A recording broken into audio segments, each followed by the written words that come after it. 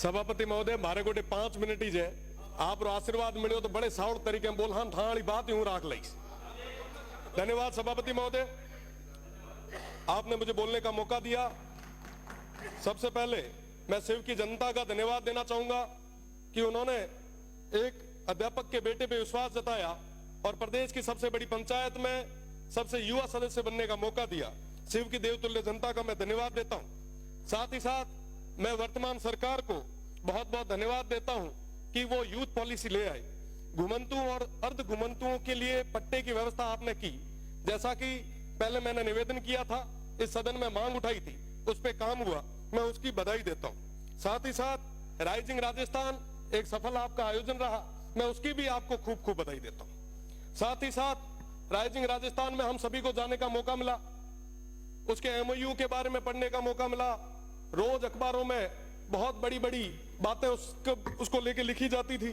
35 लाख करोड़ के एमओयू हुए, बहुत बढ़िया है, होना चाहिए, स्टेट आगे बढ़ना चाहिए, विकास होना चाहिए, बहुत ज्यादा जरूरी।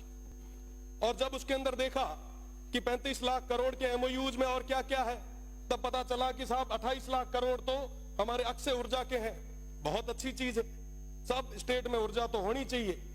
अगर आप वेस्टर्न राजस्थान से ऊर्जा उत्पादित कर रहे हो, ये तो वाकई बहुत बड़ी चीज है, मैं इसके लिए धन्यवाद देता हूं। पर साहब इसकी कीमत कौन चुका रहा है?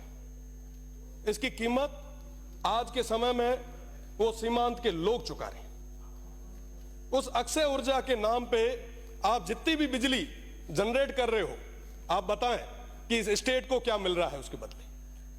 पावर ग्रिड से हम आंध्रा को, तेलंगाना को, बाहर देश के अलग अलग राज्यों को बिजली दे रहे हैं। क्या हमारे किसानों को पूरी बिजली आज हम दे पा रहे हैं क्या? पेल घर में ना जिके चीज की जरूरत है वही तो पूर्ति आप कराओ।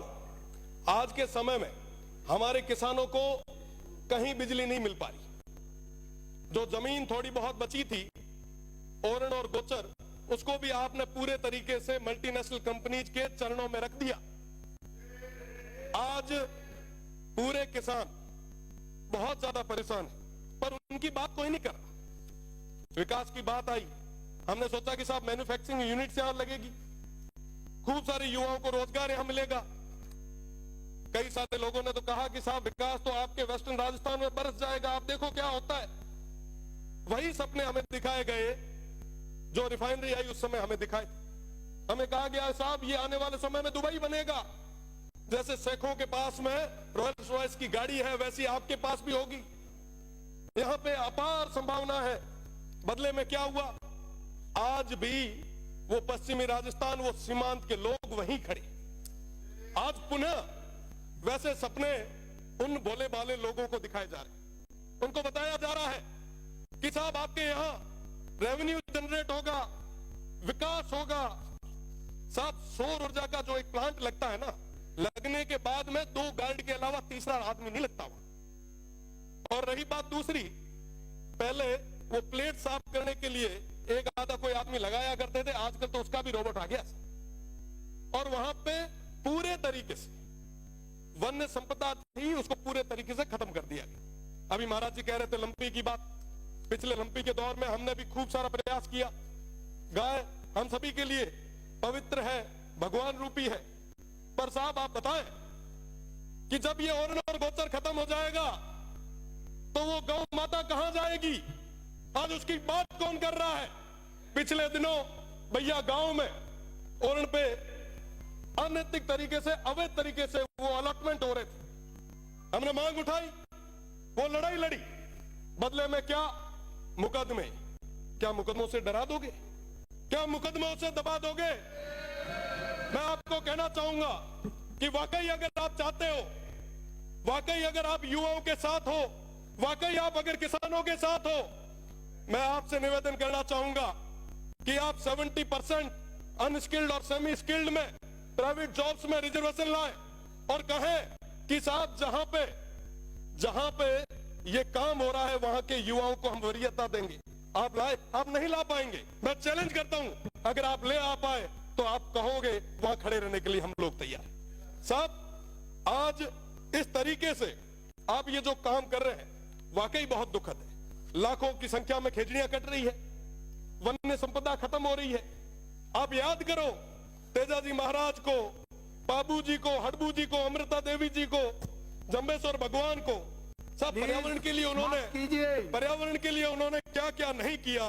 पर आज बदले में क्या हो रहा है? हम एक तरफ एक पेड़ मां के नाम लगा रहे हैं और दूसरे तरफ 100 पेड़ किसके नाम पे काट रहे हैं। जवाब मांगती है ये जनता, स्टेट देख रहा है।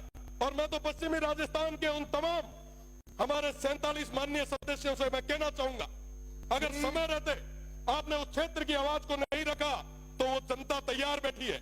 ये 1 साल निकल गया, 4 साल निकल जाएंगे, पता नहीं चलेगा। साहब उन लोगों के लिए, उन सीमांत के लोगों के लिए अगर कुछ भला कर सको तो कर लो, इससे बड़ा कोई मौका नहीं आना है।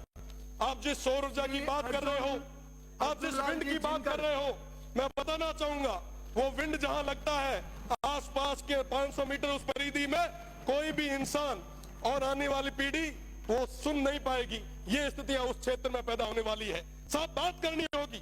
मैं तो निवेदन करूंगा सभापति जी से कि आप नहीं होगा। माननीय सभापति महोदय,